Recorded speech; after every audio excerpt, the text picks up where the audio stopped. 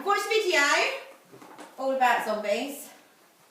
And active. So active is when the person is doing something. She's doing the verb. They're doing the verb. Passive is when it's being done to somebody. And after the verb, so make sure you can identify the verb. After the verb is where you have to try the by zombies bit. Okay? Even if there's something else after it, you have to look at the verb, and add the by zombies bit. Okay, so these are SATs questions. So questions actually come up in SATs.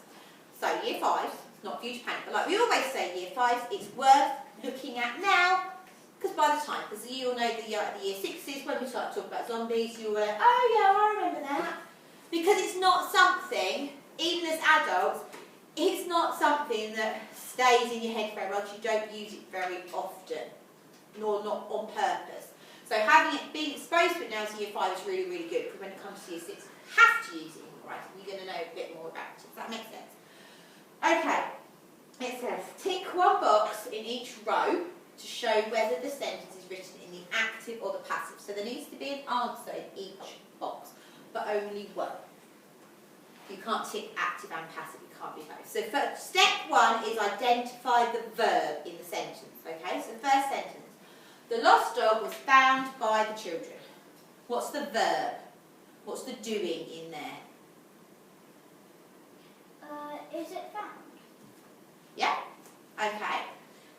Might be a bit of a clue in this one. So after the word found, could we add zombies? Yeah? Well, because it says by children. So the lost dog was found by zombies. So it's active or passive? Passive. Passive, okay. I'm going to attempt to tick. Who knows? Okay, everyone heard the thunder. What's the doing? What's the doing? What's the verb? Heard. Heard, okay. Everyone heard the thunder. So after the word heard, could we put by zombies? Everyone heard by zombies. Does that make sense? No. No, so it's active or passive? There we go. Active, well done. Nicole was riding her bike. What's the verb? What's the verb? Riding. Riding, brilliant. So Nicole was riding by zombies. Does that sound right? No, so what do we think? What do you think, active or passive? Active, well done. Okay, they felt quite simple, didn't they? And they often are quite simple, but like I said, because it's not something we do very much, when you come to something like a test or something and there's lots of other questions in there, sometimes reminding yourself. So number 1 step is always find the verb. Now, this one, you've got to rewrite. Rewrite the sentence below in the active. So is active by zombies or not by zombies? Not by zombies. So remember to punctuate your sentence correctly. The vital clues were discovered by the detective. Okay? So that we know this is already passive. It's told us it's passive, hasn't it? Because we could replace the by detective with by zombies. Let's think about how we'd rewrite it. Okay? What's the subject? Or in our active sentence, who's the person who we want to be doing something? The vital clues were discovered by the detective. Who's the person in our sentence that it feels like he's doing something? The detective. So we're going to start our sentence with and I'm going to spell it correctly because I am copying.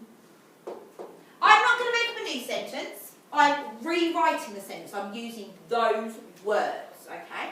The detective, what did the detective do? Discovered the vital clues. Perfect.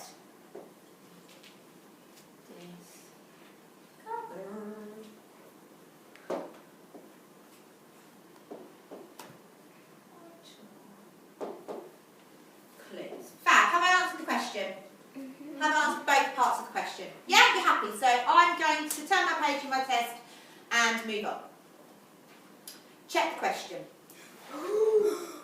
Yeah, because most people would have gone, yeah, done it. What have I not done? You full stop. Okay. Okay, so I'm done. Ready to go. No. No? Capital letter. Where? Beginning of the sentence. No. Not in the middle.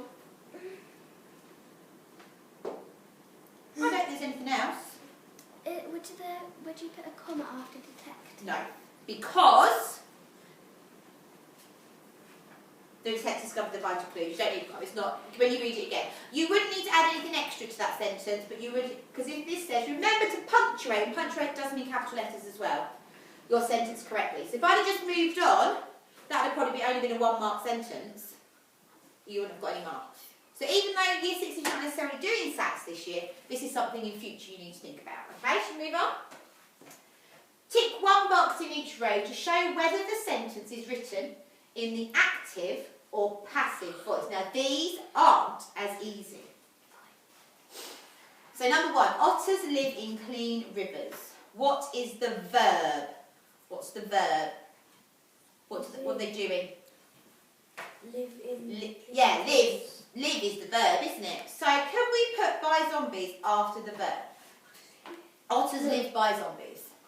No? No. So active or passive? Active. Active. Remember, passive is with the by zombies. Maybe a clue in this one. Fish are eaten by otters. What's the verb? Is eaten. Good girl, well done. Could we put by zombies after the word eaten? Yeah. Yeah, because it's got by otters, but it doesn't always. So we're going for passive, yeah? Usually, otters are playful creatures.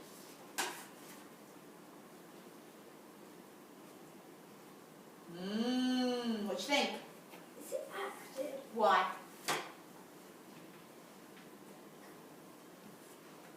I would go for ignoring the usually. Do we need the usually at the beginning?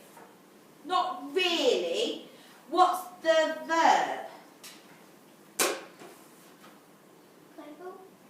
It feels like that's the verb in the Oh, sentence. is it creatures? No, because creatures are a thing, aren't they? Is it all? Waters. What, the verb? How can they... No, we don't. No, not in this one. No. Verb's got to be something they're doing. What are the verbs doing? They are. What do you think? I also think it would be R. Yeah? Okay, so, can you add by zombies? No? So it's going to be an active sentence. That's quite tricky, wasn't it? Quite tricky, because playful isn't being used necessarily as a verb in that they are playful. It's what they are. So it actually, trying to put the by zombies in there, but you couldn't put by zombies anyway and it makes sense, could you? Otters are playful by zombies. The otters are still doing it, aren't they? That's the whole point of that sentence. It's an active sentence because the otters are still doing it. So another one, and this time we need to rewrite it in the passive. Okay? Remember to punctuate your sentence, your answers correctly. Rewrite the sentence below so it's in the passive voice. The pouring rain drenched us.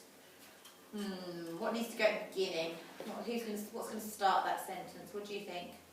Would it be the rain? Okay. We can still keep pouring rain, still keep the noun phrase. Drenched us. You put like we were drenched. Yeah, because what have you identified as kind of the subject? Who did it drench? Us. Us. So this is where it's tricky because that, us. Okay.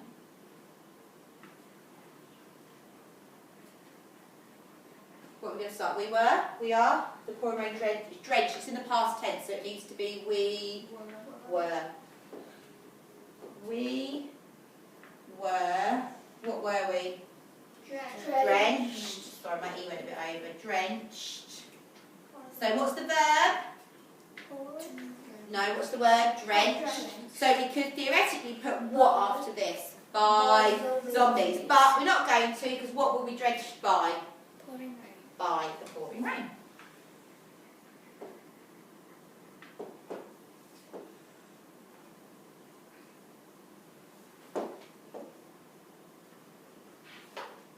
Done.